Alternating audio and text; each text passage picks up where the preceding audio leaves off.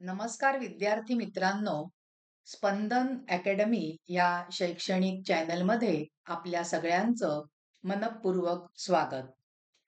विद्यार्थी मित्रांनो, आज आपण इयत्ता 9वी संस्कृतच्या पाठ्यपुस्तकातील जो सुक्तीसुधा हा पद्यपाठ आहे, 9वा पाठ आहे तो. त्या पाठाचं जे गेय रूपातलं वाचन आहे ते करणार आहोत. कारण हा पद्यपाठ कंठस्थीकरणार्थम म्हणजे पाठांतराला ह्या पद्यपाठातले जे श्लोक आहेत, जी सुभाषित आहेत, ती आपल्याला पाठांतराला आहेत आणि आपल्या 80 मार्काच्या पेपरमध्ये 6 मार्कासाठी श्लोक लेखन आपल्याला येतं. त्याच्यामुळे हे सगळे श्लोक, ही सगळी सुभाषितं आपल्याला पाठ हवीत आणि ती लिहिण्याचा सराव पाहिजे.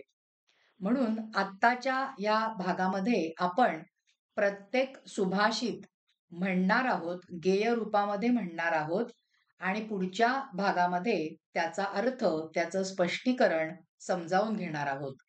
आत्ताच्या भागामध्ये आपल्याला फक्त ही सुभाषितं गेय रूपामध्ये म्हणायची आहेत. चला तर मग करूया सुरुवात विद्यार्थी मित्रांनो. पहिलं जे सुभाषित आहे ते पहिलं सुभाषित आता आपल्याला म्हणायचंय.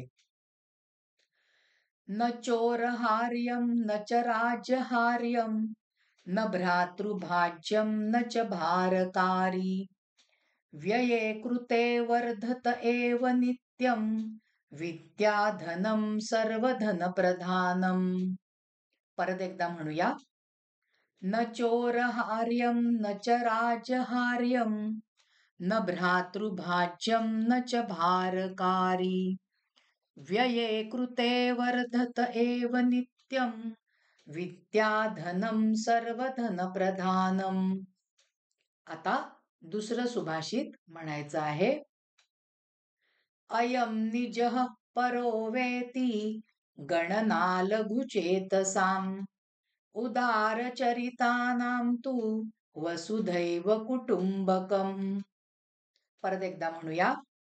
अयं निजः परो वेति गणना लघुचेतसाम् उदारचरितानां तु वसुधैव कुटुंबकम्.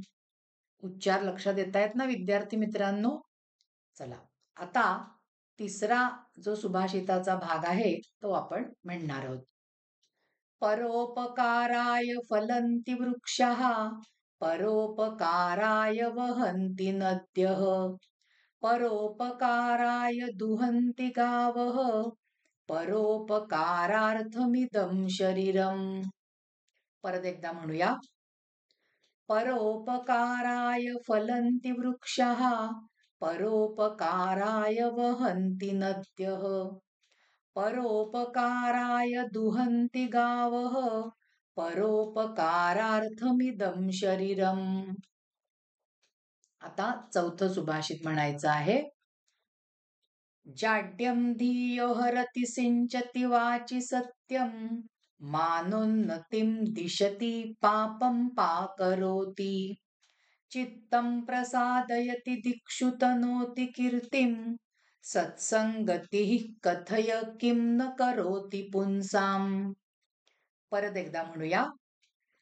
जाड्यं धियो हरति सिंचति वाचि सत्यं मानोन्नतिं दिशति पापं पाकरोति चित्तं प्रसादयति दिक्षु तनोति कीर्तिं सत्संगतिः कथय किं न करोति पुंसाम्. आता पाचवं सुभाषित आपल्याला म्हणायचं आहे.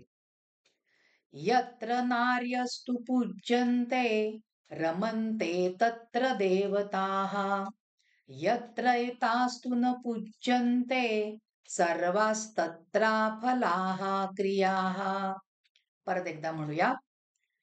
यत्र नार्यस्तु पूज्यन्ते रमन्ते तत्र देवताः यत्र एतास्तु न पूज्यन्ते सर्वास्तत्राफलाः क्रियाः. चला 6वं सुभाषित बघूया. बघा. चातकस्त्री चतुरान् पयः कणान् याचते जलधरं पिपासया सोऽपि पूरयति विश्वमंभसा हंत हंत महतामुदारता. अजून एकदा म्हणूया. चातक स्त्री चतुरान्पयः कणान् याचते जलधरं पिपासया. सोऽपि पूरयति विश्वमंभसा हंत हंत महतामुदारता. आता 7वं सुभाषित विद्यार्थी मित्रांनो. ते शतं हि वयं पंच स्वकीये विग्रहे सती परस्तु विग्रहे प्राप्ते वयं पंचाधिकं शतम्. परत एकदा म्हणूया. ते शतं हि वयं पंच स्वकीये विग्रहे सती परस्तु विग्रहे प्राप्ते वयं पंचाधिकं शतम्. आता शेवटचं या पाठातलं सुभाषित आहे ते म्हणायचं आहे. पठकः पाठकश्चैव ये चान्ये शास्त्रवाचकाः सर्वे व्यसनिनोन्नेया यः क्रियावांस् पंडितः. परत एकदा म्हणूया. पठकः पाठकश्चैव ये चान्ये शास्त्रवाचकाः सर्वे व्यसनिनोन्नेया यः क्रियावांस् पंडितः. लक्षात आलेत उच्चार विद्यार्थी मित्रांनो. आपण याचा जो भाषांतराचा भाग टाकणार आहोत त्याच्यात परत एक एकदा ते श्लोक म्हटले जाणार आहेत आणि आपण अर्थ समजून घेणार आहोत. विद्यार्थी मित्रांनो, आजच्या भागामध्ये आपण सुक्तीसुधा या पद्यपाठाचं गेय रूपामध्ये वाचन केलं. ते प्रत्येक सुभाषित आपण म्हटलं. आपला आजचा हा भाग इथेच संपलेला आहे. तुम्हाला जर का हा भाग आवडला असेल तर ह्या भागाला लाईक करा, ह्या भागाला शेअर करा आणि स्पंदन अकॅडमी या शैक्षणिक चॅनलला सबस्क्राईब केलं नसेल तर लगेचच सबस्क्राईब करा. धन्यवाद विद्यार्थी मित्रांनो.